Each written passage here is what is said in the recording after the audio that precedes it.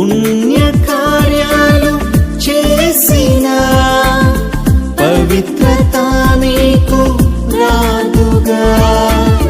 తీర్థయాత్రలు తిరిగిన తరగదు నీ పాపము. పరమును వీడిన పరిశుద్ధుడేసు రక్తము కాచెను కలువరిలో.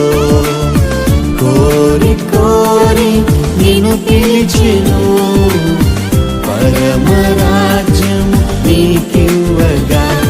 నీ స్థితి ఏదైనా, గతి ఏదైనా, వృత్తేదైనా, బుద్ధి ఏదైనా కలువరి నాథుడే రక్షణ మార్గము.